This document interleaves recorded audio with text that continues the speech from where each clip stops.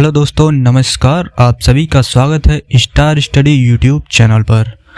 दोस्तों, आज के वीडियो में मैं आपको एक ऐसा ट्रिक बताने वाला हूं जिससे आप संधि की पहचान करने में बहुत ही कम समय लेंगे। ये एक ऐसा ट्रिक है जिससे आप देखते ही पहचान जाएंगे ये कौन सी संधि इसमें लगी हुई है। तो दोस्तों, जैसे कि परीक्षा में पूछा जाता है, यहाँ से संधि से जरूर एक आध प्रश्न आ जाते हैं, लेकिन आपको अगर पूरा नहीं पढ़े रहते हैं तो आप उस प्रश्न को नहीं कर पाते हैं। तो ये वीडियो मेरे उन काबिल दोस्तों के लिए है जो परीक्षा के कुछ ही दिनों पहले पढ़ना शुरू करते हैं और सोचते हैं मैं कुछ अच्छा कर जाऊं। तो दोस्तों, आपके लिए ये है वीडियो जिससे आप तुरंत पहचान जाएंगे कि संधि कैसे पहचाने। तो फटाफट शुरू करते हैं इस वीडियो को, और इस वीडियो को लाइक जरूर करिएगा अगर आपको ये पसंद आता है। तो सबसे पहले देखिए, आपको बता दें कि स्वर संधि होता है। संधि 3 प्रकार के होते हैं, जिसमें एक होता है स्वर संधि, और स्वर संधि के भी 5 भेद होते हैं। तो यहीं से 90% क्वेश्चन बनते हैं स्वर संधि से ही। तो सबसे पहले ये देखिए कौन कौन से स्वर संधि होते हैं।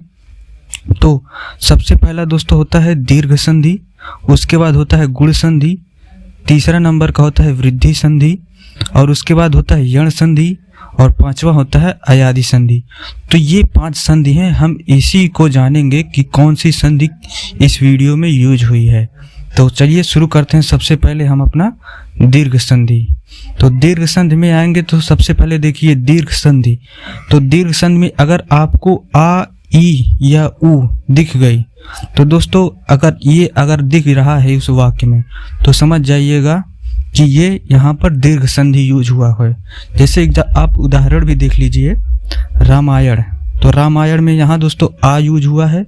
इसी तरह गीतांजलि, गीता, यहाँ भी आपको आ दिख रहा है, और नारायण में भी आपको आ दिख रहा है, और दावानल में भी आपको आ दिख रहा है। तो इस तरह से यहाँ दीर्घ संधि हो जा रही है। तो आ, ई, उ, इसी तरह ई और री, उ भी अगर आपको दिख रहा है तो आप समझ जाइएगा कि यहाँ पर दीर्घ संधि का प्रयोग हुआ है। तो इसके बाद आते हैं दोस्तों गुण संधि।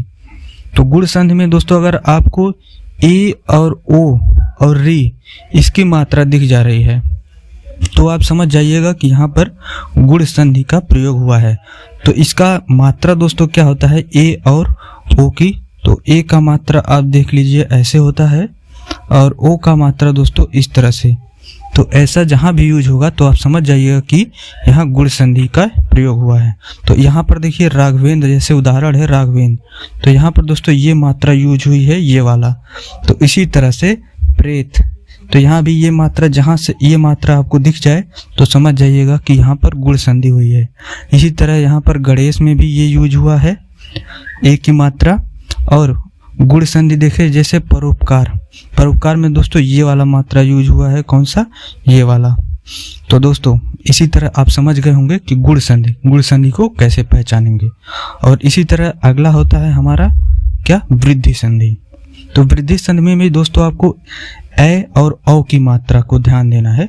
जहां पर आपको ए और औ की मात्रा दी है, तो ए और औ की मात्रा कैसे होगा तो मैं आपको ये बता देता हूँ। जहां पर आपको दोस्तों इस तरह से दिखे और या इस तरह से दिखे तो आप समझ जाइएगा कि यहाँ पर वृद्धि संधि का प्रयोग हुआ है। तो जैसे उदाहरण में आपको दिखा दूं, तथैव में दोस्तों देखिए डबल ये मात्रा यूज हुआ है, ये वाला। तो आप वृद्धि संधि यहाँ पर यूज हुआ है, तो ऐसे आप समझ सकते हैं। ऐसे ही इसमें धर्मैक्य में भी हुआ है, और अधुनैव में भी इसी तरह हुआ है, और इसी तरह दोस्तों गंगौक में भी हुआ है। तो आप देख सकते हैं किस तरह से ये यहाँ पर यूज हो रहा है। तो इसीलिए मैं आपको उदाहरण भी 4-4 लिख दे रहा हूँ ताकि आपको समझ में आ जाया करे। तो दोस्तों ये सारी मात्राएं अगर बीच में आ रही हैं, दूसरे या तीसरे, हो सकता है पहले पर भी मिल जाए। तो इस तरह से आपको पहचान लेना है कि कौन सी संधि यहाँ पर प्रयोग हुई है। और अगला दोस्तों यण संधि है। तो यण संधि में दोस्तों यह वह से पहले आधे अक्षर अगर आ जा रहे हैं, यह और वह है, शब्द में यह और वह आएगा, और उससे पहले दोस्तों एक आधा अक्षर आएगा। तो जैसे कि यद्यपि, इसमें दोस्तों आधा अक्षर है।